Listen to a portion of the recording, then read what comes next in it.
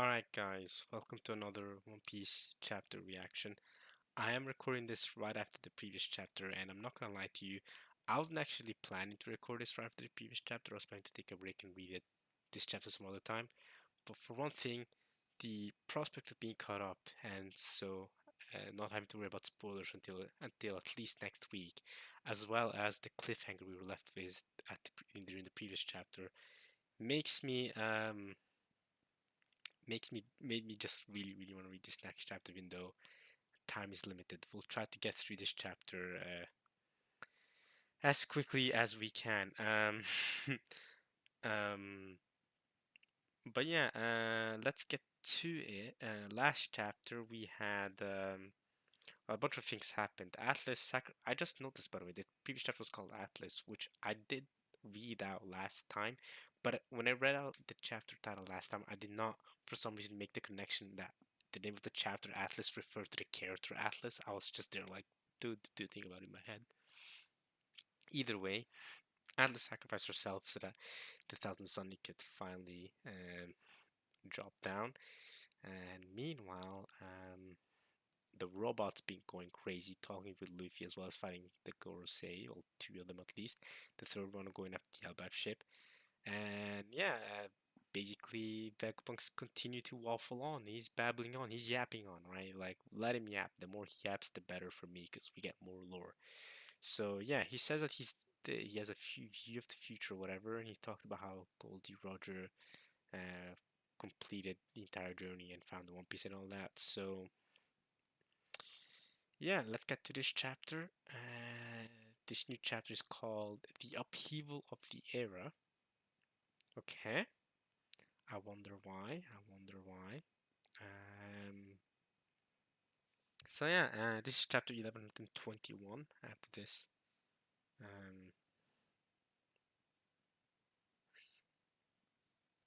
After this, we'll be caught up to One Piece as of now, at least, obviously.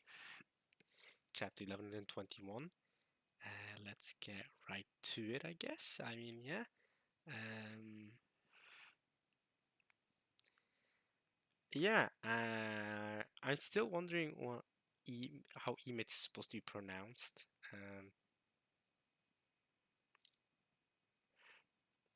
But I'm guessing, like, I assume that Emmet is the name of the robot. Emmet or Emetu. Maybe that's how it's pronounced in Japanese. Emetu or something. Wait, two is not. What am I talking about? Two is not a Japanese uh, character. Imeru. No, that's that's just email.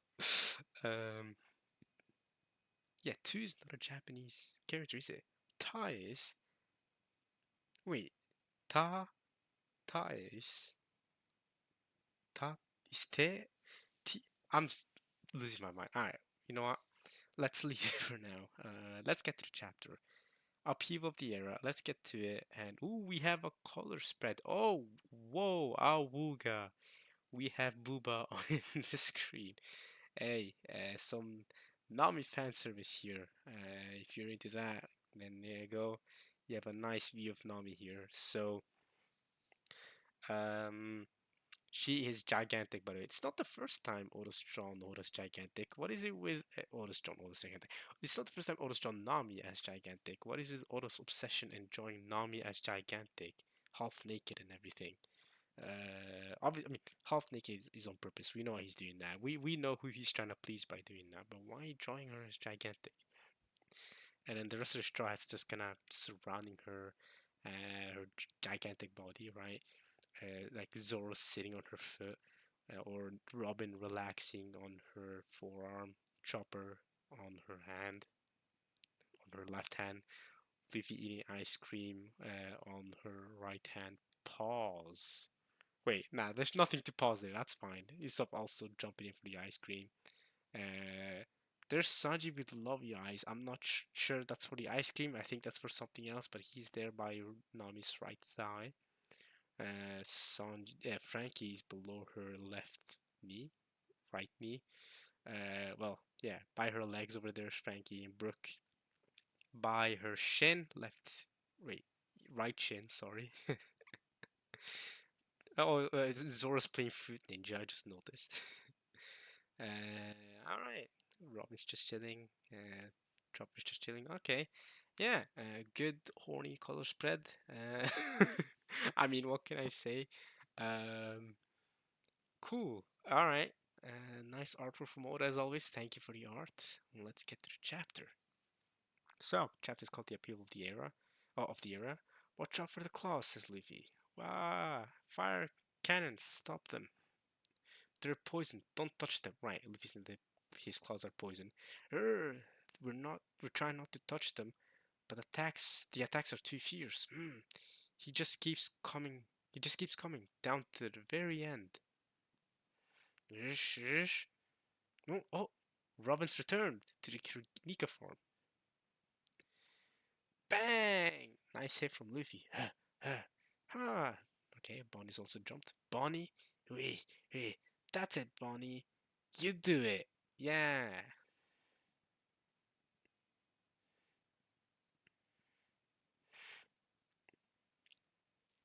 One day, the memories of the Void Century will be recalled. And mark my words, that day is coming, says Vekok, okay? Um, there's Shirahoshi listening in. The sinking of the world's continents, Vivi's also listening in, was a man-made disaster brought about by weapons. Yes, by ancient weapons. You've mentioned this before. Thank you for repeating it, though. Weapons which, by someone's design, still exist today. Yeah, we understand that much. Yo, Skypiea! There's Conis. And is that Isa? I'm not too sure, but there's Conis. Good to see her again. I think that might be Isa. Oh, how much I miss Skypiea. Skypiea looks different here. Oh, there's the snake as well. Oh man, the memories of Louis being inside that snake for who knows how many episodes. I mean, the entire One Piece community memes about that at this point. How long we just stuck in that snake. All right, Skypiea has interesting architecture here.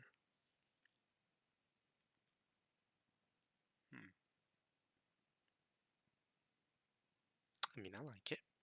Okay, still exists today. Okay, the the machinations, machinations of history and fate seem to insist upon the obliteration of those last descendants of rare races. Oh, right.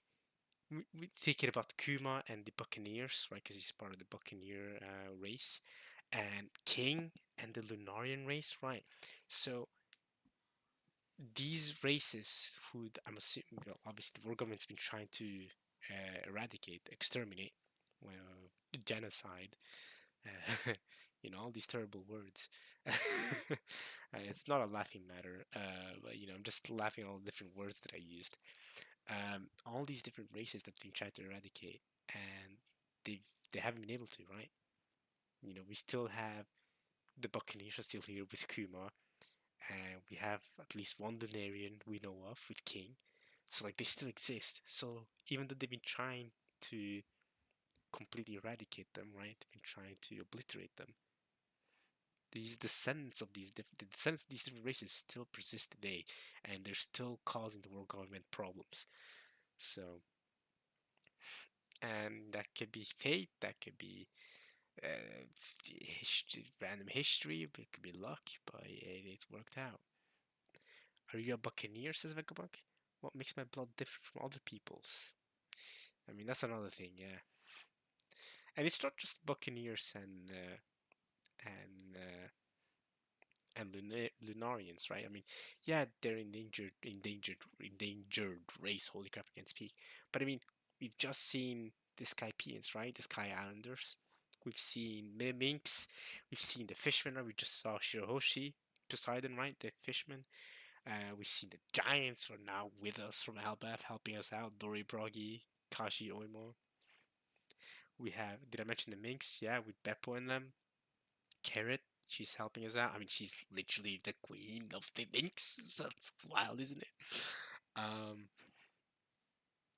but it's not just them, right? We have the Tontaras, right? Like, they only exist in the Green Bit in Dressrosa. So, like, that's also crazy, right? You have so many different races and species in One Piece, really. Obviously, beyond that, you have the long arm tribe, the long leg tribe, but I mean, I don't count those as the same because that's just like different body proportions. Although, but like, I don't know, it feels like giants and Tontaras and Minks, they're a complete different race, right? You have Buccaneers, Lunarians, Sky Islanders, Fishmen, Mermen, Mermaids. You have so many, man. Like, One Piece One Piece world really has a variety of species and races and all that. And yeah, it's really cool. There's Marco chilling in Sphinx Island. Atop the Red Line, there used to be a land of gods up there. Oh, the Whitebeard said that. A Lunarian, eh?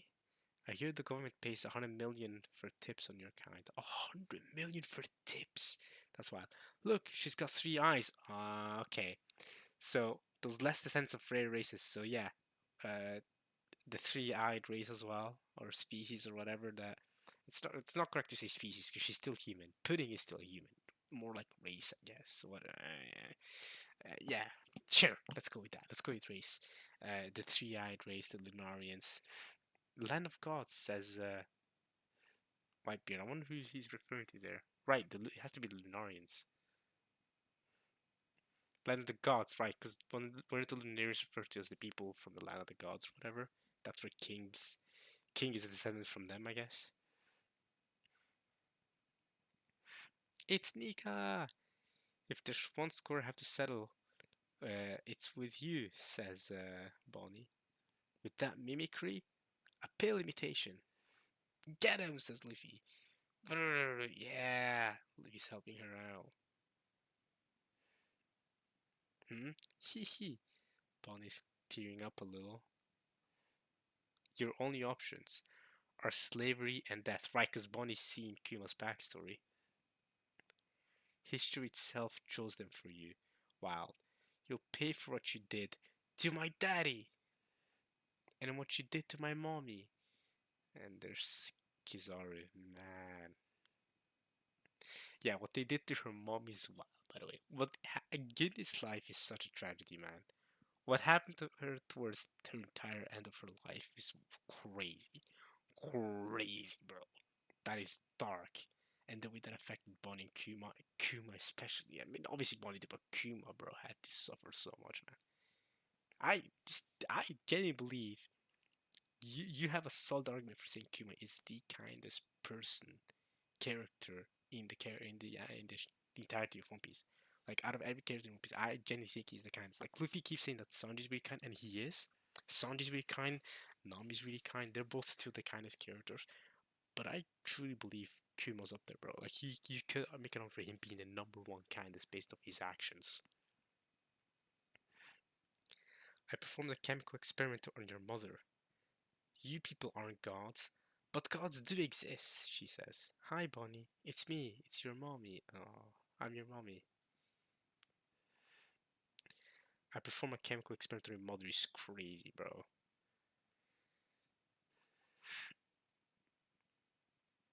He'll show up and save you. And so do heroes. Gods and heroes exist. Right. I wish we could have lived together as a family. There were times I wanted to die if I had to be alone. But I won't. I'm going to live. Nice. That's important. It's important to keep on living, man. Because they wanted me to be alive. Thank you, Bonnie. Thank you for being born. Oh, you know what that hits to because of that Umineko OST. If you know, you know. If you've seen Red Umineko, you know, man. Thank you for being born. That is like one of my favorite soundtracks, not just in Umineko, but in any TV show, fictional story ever, bro. That OST, I'm just thinking of that. Thank you for being born, Bonnie. Thank you, Bonnie. And look at how happy Ginny and Kuma are. Liberation, insects, vermin. Oh, Luffy's helping her out though. Bonnie's not doing the punch alone. Insects, vermin, says Saturn. Luffy's smiling too. if the we're going back to Beckman's speech. I wasn't expecting that. I wasn't expecting that was a weird whiplash there. Okay, but yeah, all right, Iceberg and the gang. Who's the little girl? Who's the little girl? Because there's Tilestone, Iceberg, and I guess that's PP Lulu in the back. I guess that's supposed to be him. If the worst should come to pass, I want you all to take care of yourselves. Caesar and Judge arguing. No matter what should happen, I believe in the intelligence of mankind. Smartest man in the world saying this, by the way. That's the guy from Weatheria. Okay, the one with Nami during her 2-year time skip. Okay, okay. I believe in science, he says. As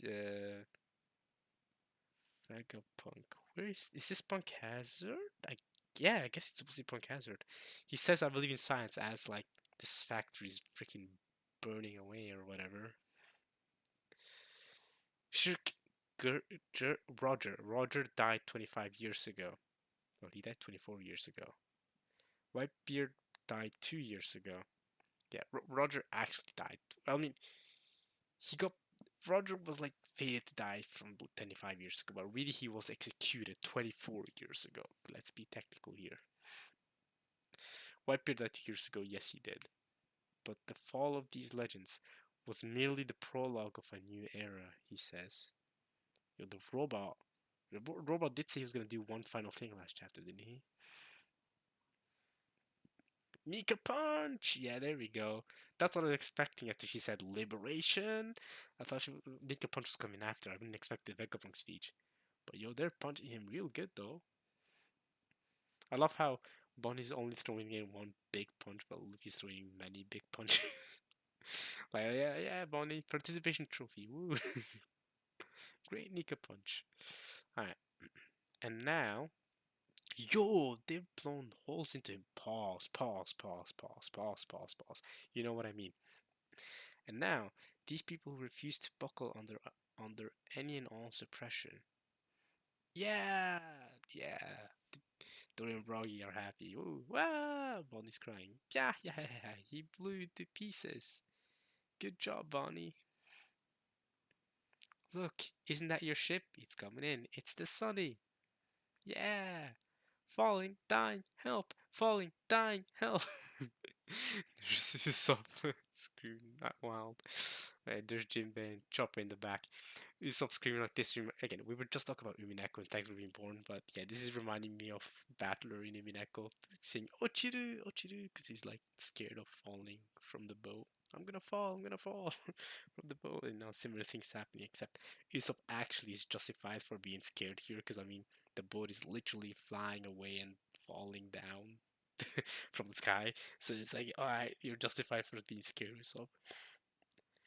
They are the ones, there's Zoro, okay, who are the closest to the truth, ironically enough. Then again, perhaps it was Roger who sent them here.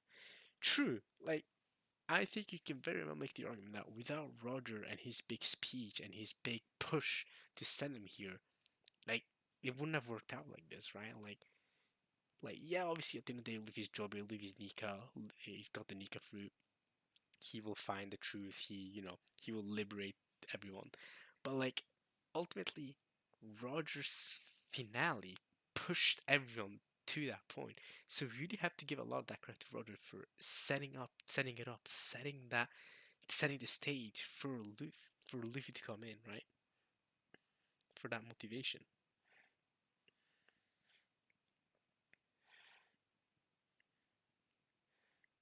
Okay. My treasure? Why? It's right where I left it. Yeah, we're going straight back to chapter 1. Not even chapter 1, panel 1 of One Piece. Panel 1, chapter 1 of One Piece, go all the way back. We're going right back. Chapter 1120, 1121 chapters later, we're still back where we started, y'all. My treasure? Why? It's right where I left it. It's yours if you can find it. I've left everything in the world there. You're going to catch a cold, Ray. Come on, Ray. Ooh, Vegapunk. I like the sound of what you're saying. They're supporting him. The person who winds up with it may not be the one Joy Boy desired. Oh, the person winds up with the One Piece. Is the Commodore screw back yet, or what? I can't just wait around like this. The hideout of Emperor Blackbeard Pyroland full of lead. Captain, you might have had too much. No, I'm not. You're drunk. Okay, so Shanks drinking a lot.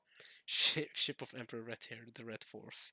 Okay, so this is gonna culminate into the finale of this chapter where Jacob is gonna say, whoever's gonna find the One Piece will learn the truth or something like that, right? I'm guessing this is how it's all gonna culminate, how it's all gonna hype up. We weren't wrong after all, Chairman Buggy. You always find a way to out to our wildest imagination. Huh? We had no idea the story was this fast. Huh? There's no ceiling to your ambitions. Hideout of Emperor Buggy, empty Bluffs Island. There's Mihawk and Crocodile.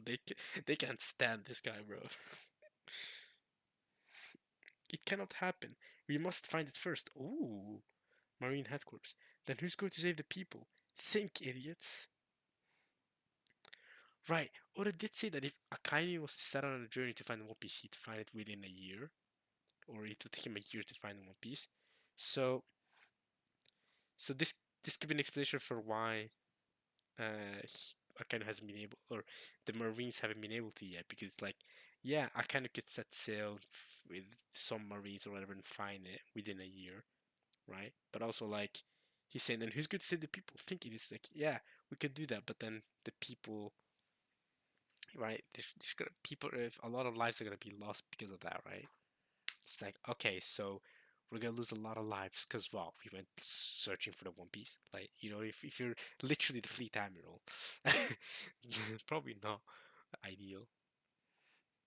There is no stopping the tide. The fate of the world now rests in the hands of the one who finds it. Mm.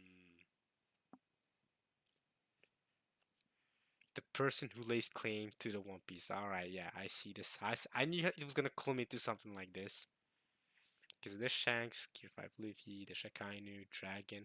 Okay, so Vegapunk kind of hinting that it's not just pirates who can find it, right? Like Akainu and Emu can also find it, or I guess Emu may not have that much interest in finding it. I guess from Emu's perspective, he'd rather nobody find it.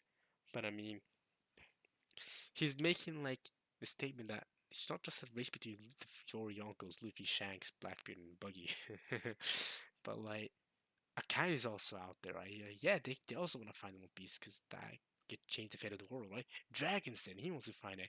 And who's that silhouette on the bottom middle? Whoever that silhouette in the bottom middle is, he also wants to find it, whoever he is. And obviously, Blackbeard Buggy.